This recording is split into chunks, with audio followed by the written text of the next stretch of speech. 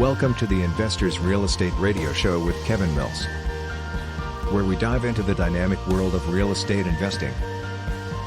Whether you're a seasoned investor or just getting started, join Kevin as he shares expert insights, tips, and strategies to help you navigate the market, build wealth, and achieve your financial goals. Tune in for actionable advice, inspiring success stories, and the latest trends in real estate, all designed to empower you on your investment journey. Hello and welcome to season 26, if you can believe it, of the Investors Real Estate Radio Show.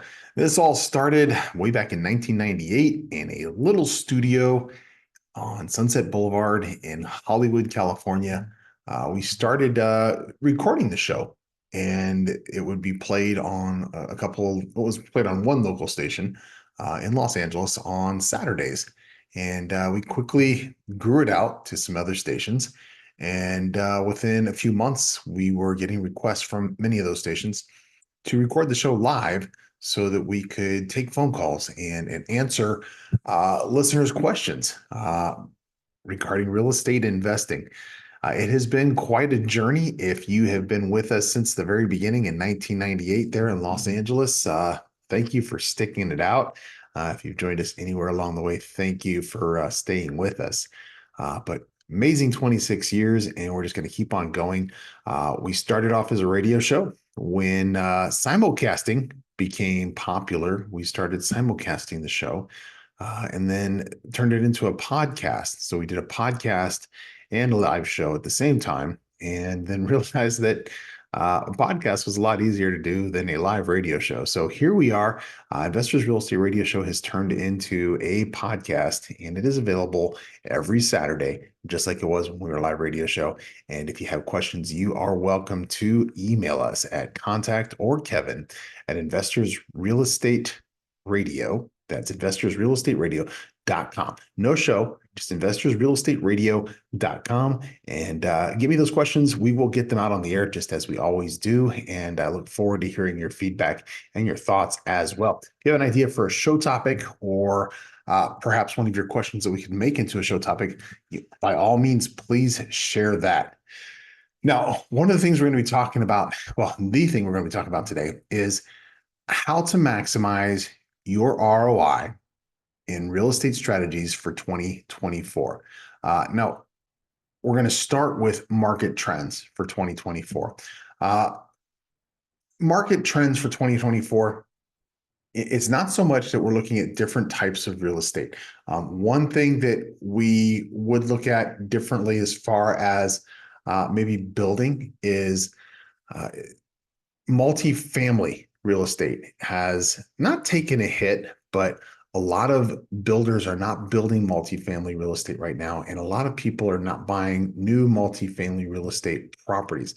That doesn't mean that there aren't great existing multifamily real estate properties out there. There absolutely are, and there are investors who are still buying those. But as far as new construction multifamily real estate properties, that seems to be a hard sell right now. So if you are a builder or you're investing in building, you might want to consider something other than building a new multifamily project. For some reason, I don't know, because I love multifamily. For some reason, that seems to be kind of taking a really big backseat to the other strategies that are out there. Our trends, though, more in 2024 are looking at things that really have led up to 2024. And we were in COVID lockdown for years, and that changed the scope of the way people work, the way people shop, the way people do things.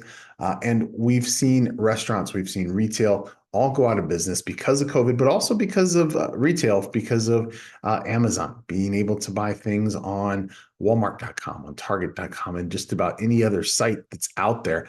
People seem to like having things brought to their door versus going out to the mall or going out to a store to purchase them. So we've seen a lot of retail establishments close their doors. So I would be cautious about purchasing a retail establishment unless you had a strong anchor and unless you had something that was going to be kind of exempt from those types of online purchases.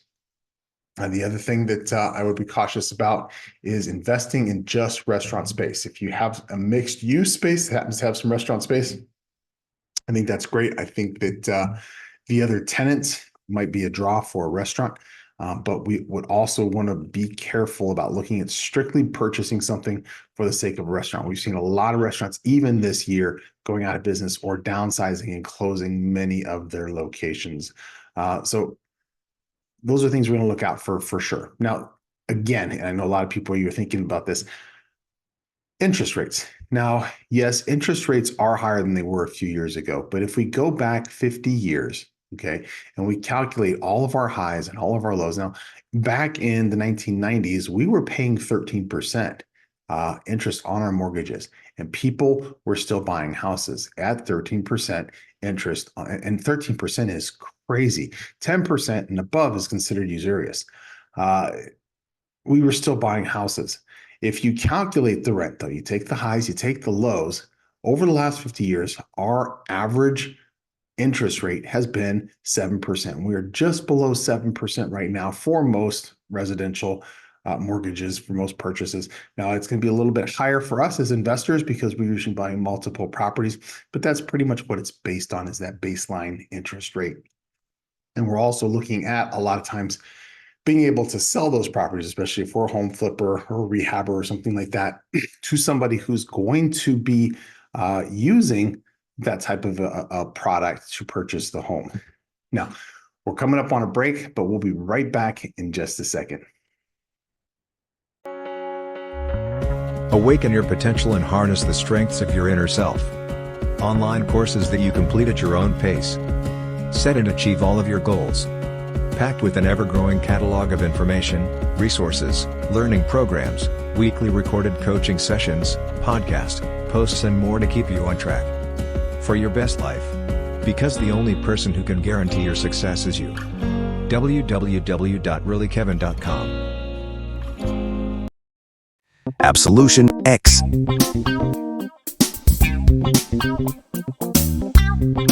Limited editions. Seek your absolution.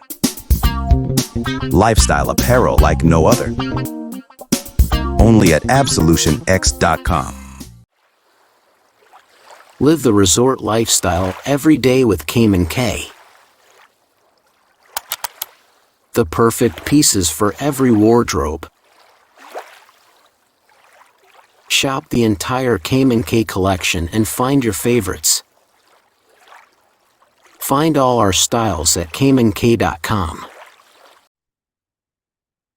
And we are back, and today we're talking about maximizing ROI for our real estate strategies in 2024.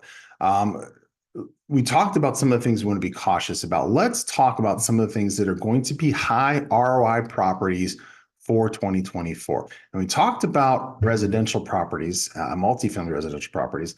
And in my opinion, I still think they're a great investment. Like I said, I would not purchase a new, freshly hatched, newly built residential property, multifamily residential property, because according to the numbers, those don't seem to be very hot. But residential properties, multifamily residential properties, and single family residential properties, as well as some commercial properties. There are commercial properties that do well. Think about it. You're not going to be able to get a haircut online. You're not going to be able to get your nails done online. There's a lot of things you can't do online. If you can figure out strategies for your commercial property that include a good mix of things, certain types of offices, they're not going to be able to do from home. So many people still work from home after COVID. Find the right mix, the right tenants for the property that you're considering purchasing or the property that you already have, and you'll be okay. Let's talk about some emerging markets. And this is one of the things I was actually looking forward to. And I made a list of 10 different emerging markets. And really, two of them are pretty much the same. And we'll get to that in just a second here. Number one emerging market right now is Austin, Texas. And the reason for that is there is a huge tech industry boom in Austin, Texas. It is also home of the University of Texas, which is a big school with a large student body, well-known, great in sports, People from all over Texas, all over the country, all over the world want to go to UT, which is right in Austin. Austin is also the state capital of Texas. Texas is booming right now. People are moving from all over the country to Texas because it is more conservative than a lot of the places these people were living in. So Austin, Texas, seeing the tech industry boom, there is a huge population growth. There is a very strong job market. In Austin, Texas, we're going to want to invest in residential properties, tech office space, and mixed use developments. Now, number 2 is Raleigh, Durham, North Carolina. So Raleigh, Durham are actually 2 different cities. And really, I call it Research Triangle because I include Charlotte. So I do Raleigh, Durham, and Charlotte. We call it Research Triangle because there's a number of universities there that are very much research-based. Now, Charlotte is number 7 on this list. So I'm going to include that up with our number 2 picks, which are Raleigh, Durham, North Carolina. So Raleigh, Durham, Charlotte, Research Triangle, North Carolina. Now, this area, Charlotte especially, very, very strong in banking. Lots of banks have their corporate offices in Raleigh, in Charlotte, and lots of banking business, investment firms, everything else in that Research Triangle area. It is a growing tech hub. They have, as I mentioned, great universities. There's a very high quality of life. What we're going to invest in there is residential properties, commercial spaces, and student housing. Absolutely love student housing in this market. So many different types of properties that you can do for student housing. We really need to do a show on student housing in this market. We've done different shows before on student housing. Listen to some of those if you can find them, but we will probably do a show at some point on student housing in the Raleigh-Durham Research Triangle area because it is a great spot for student housing. Nashville, Tennessee, ringing in at number 3. Why? It is a thriving music and entertainment hub. Huge growth population. Lots of people moving to Tennessee. Lots of people moving to Nashville, Memphis as well, but much more to Nashville. Has a much lower cost of living than much of the rest of the United States. In Nashville, we're going to invest in residential properties, short-term rentals, and commercial real estate. Remember I told you that a restaurant may not be a good idea to invest in? This would be one of the exceptions. Restaurants in Nashville always seem to be very, very busy, especially if you find the right mix of what you're going to offer and entertainment and everything else. But Nashville would be one of those places that I would seriously consider investing in restaurant properties. Boise, Idaho at number 4. Lots of people moving out of especially California to Boise, Idaho. Rapid population growth, very affordable housing. Now, the affordable housing, it depends on who you're asking, because if you're talking to people in Boise, Idaho, they're saying house pricing has blown up. It has gone through the roof. It has gotten crazy since these Californians have gotten here. However, if you ask the people who are coming in from California, they're looking at prices and they're saying, this is great because I sold my house in California and I can buy 4 or 5 houses here still in Boise, Idaho.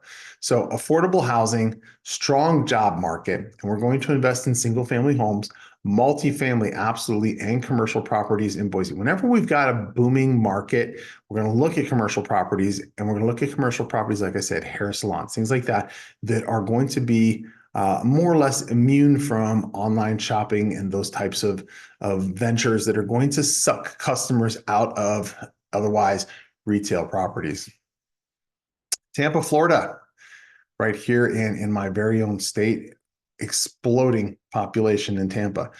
Very strong job market. No state income tax in the state of Florida. No state income tax in the state of Texas either. We talked about Austin as our number 1 pick. No state tax in Austin or in Florida and some other states as well.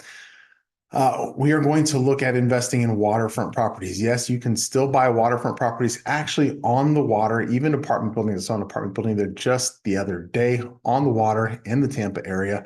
There's also some vacant land that you can buy in the Tampa area. That is one of the things that we do is we purchase vacant land and we sell it to home builders, or we build our own projects on there. Tampa is a great place for that. Vacation rentals, absolutely. Tampa is a hot spot for vacations. And it's not just Tampa. It's called the Tampa St. Pete area. And it's also got Clearwater and a bunch of other great attractions, all very close to that Tampa area. Tampa has a lot of great a lot of great things to do in the Tampa, actually. So Tampa is definitely on our radar. Waterfront properties, vacation rentals, residential real estate, all what we're going to be looking to invest in Tampa. Now, Denver, Colorado made this list. I'm not a big fan of Denver, Colorado, but you know what? It made the list, and this list is based upon statistics, based upon numbers.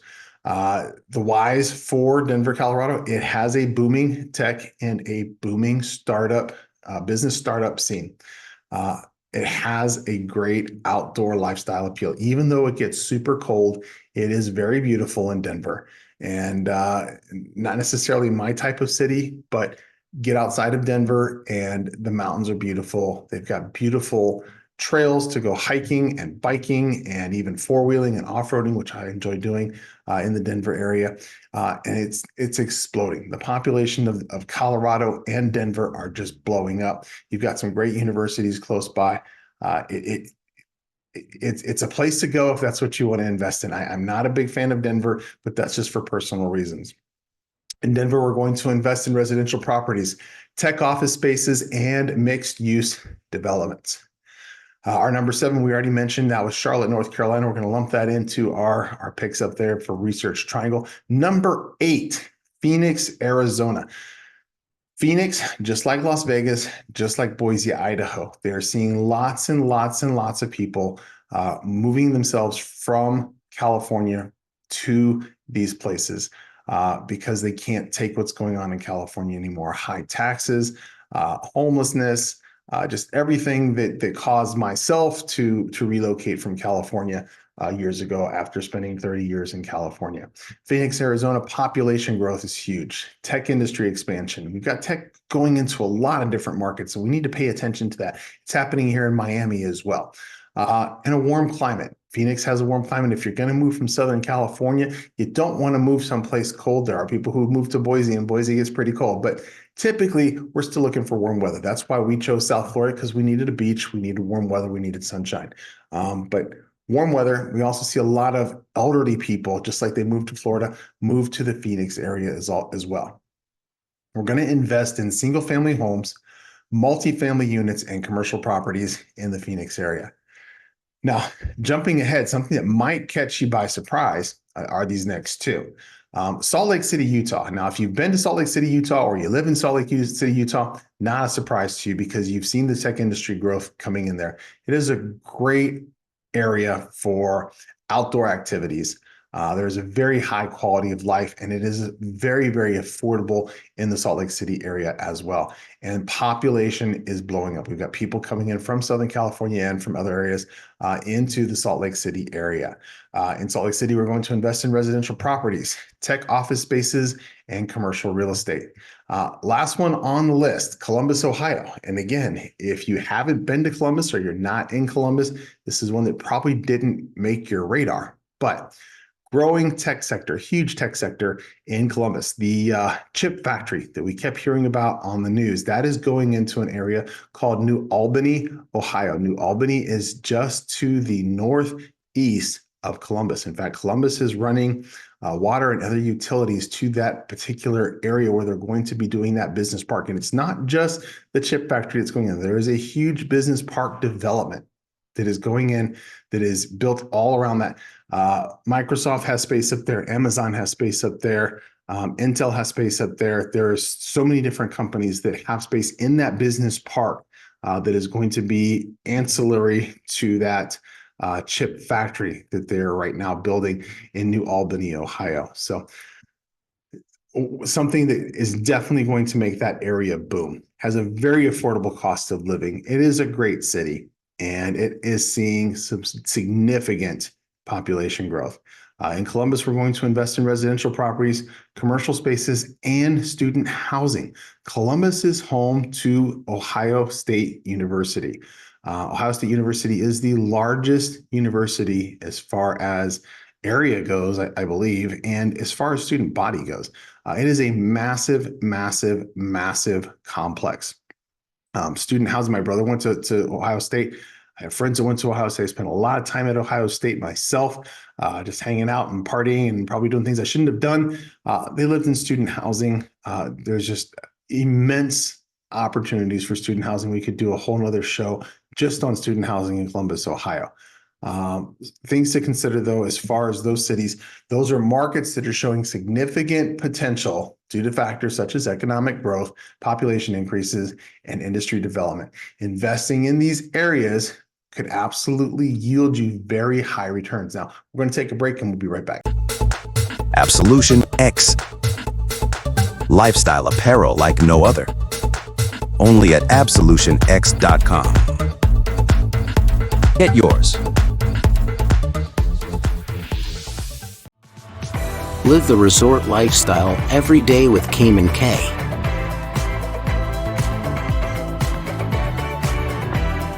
The perfect pieces for every wardrobe. Shop the entire Cayman K collection and find your favorites.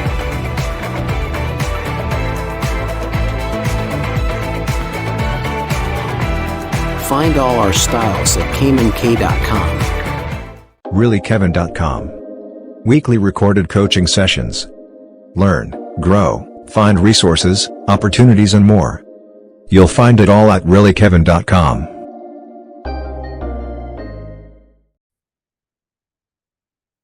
We are back with the Investors Real Estate Radio Show, and today we're talking about how to maximize our ROI and our real estate strategies for 2024. Now, we just finished up with emerging markets.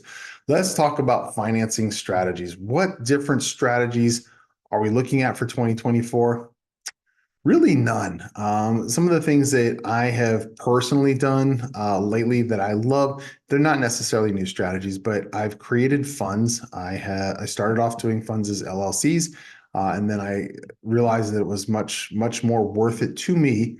And again, you have to find something that's going to be right for you.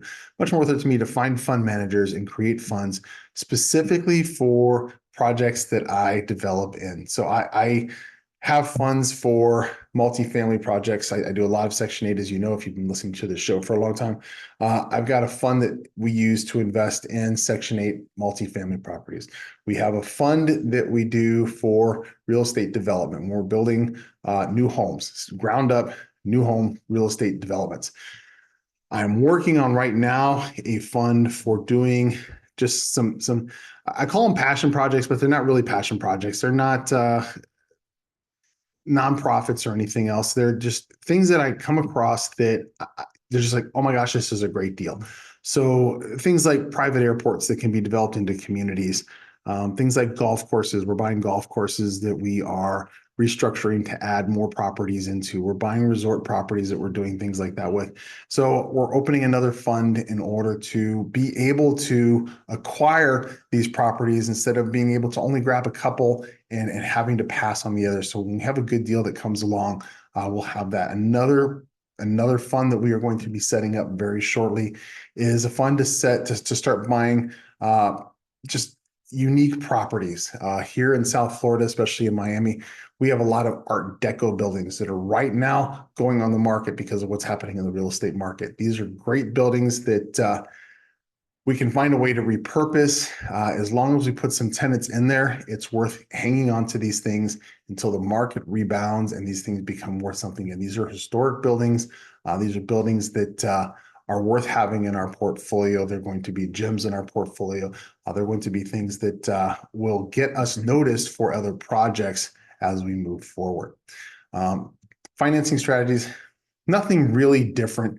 If you've watched the show, you're already familiar with the different things that we use for financing real estate. If you're a seasoned real estate investor, you have an idea of what we would do for financing strategies. No real different financing strategies for 2024.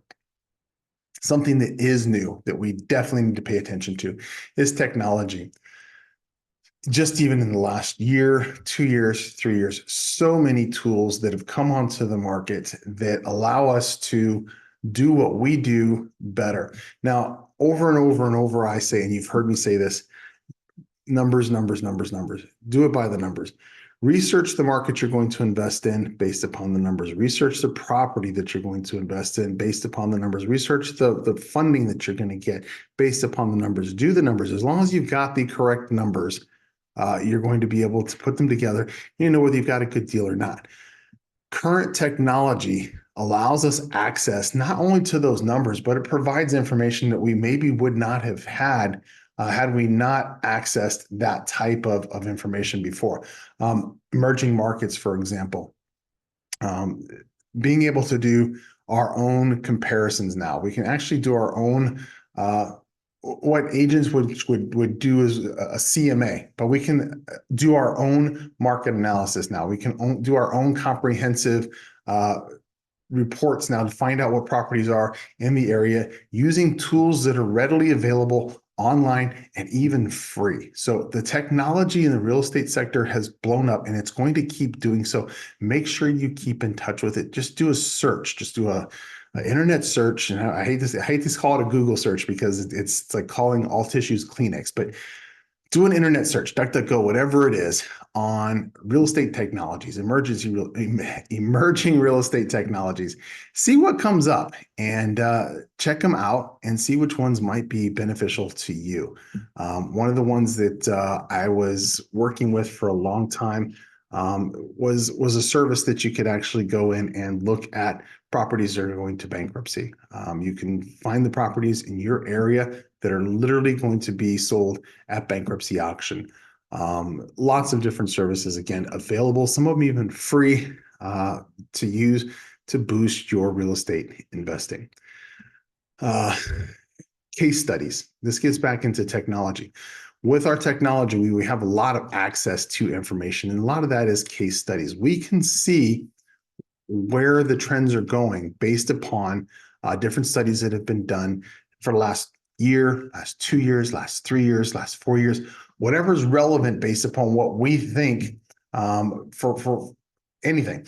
Now, if we're looking at a market and we want to see if it's an emerging market, we might want to look back 5 years. We might want to look back 6 years. We want to see what that performance is doing. And while we're at it, let's go ahead and fine tune it for the types of properties that we're looking at. Let's see what multifamily residential is doing for the last 5 years, for the last 7 years. Let's see what commercial properties we're doing for the last 5 years, for the last 7 years. Let's see what agricultural properties, if that's what you're interested in, we're doing for the last 5 years, for the last 7 years. Let's use that technology that is available to us to get a bigger, greater picture of what's going on out there so that we can make sure we are investing in the right things and we're investing correctly. Risk management. Risk management, we're going to wrap up this show with risk management. Provide the information that you need on every single investment. When we look at an investment, we need to ask ourselves, what could go wrong with this property? What could go wrong with the tenants? What could go wrong with anything? Is it likely that we stand in the path of progress? Is it likely that we're going to have to sell our property for legal eminent domain? Whatever possibility there is, let's figure out what those risks are. Let's figure out how we're going to mitigate those risks before we get into our investment. Now, they may not be valid risks, okay?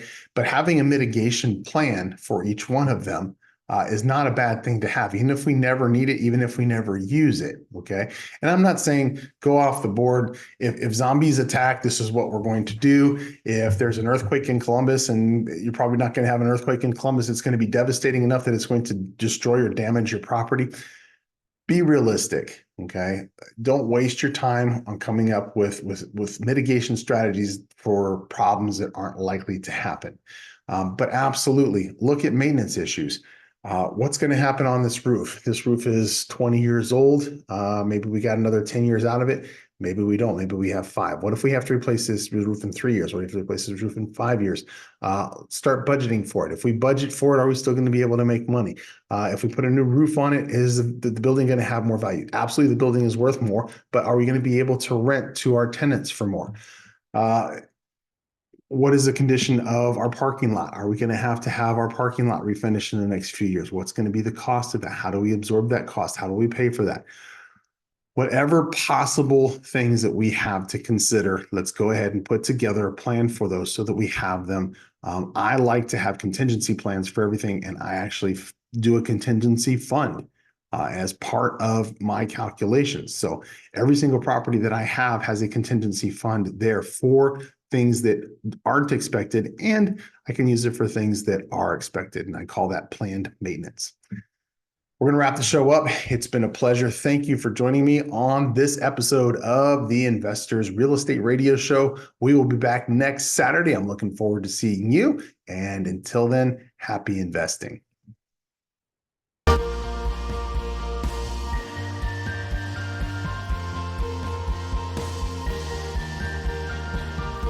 Thank you for tuning in to the Investors Real Estate Radio Show with Kevin Mills. We hope you gained valuable insights and are inspired to take your real estate investments to the next level. Remember, success in real estate is within your reach, and with the right knowledge and determination, you can achieve your financial dreams. Stay connected with us for more expert advice and resources, and until next time, keep investing with confidence.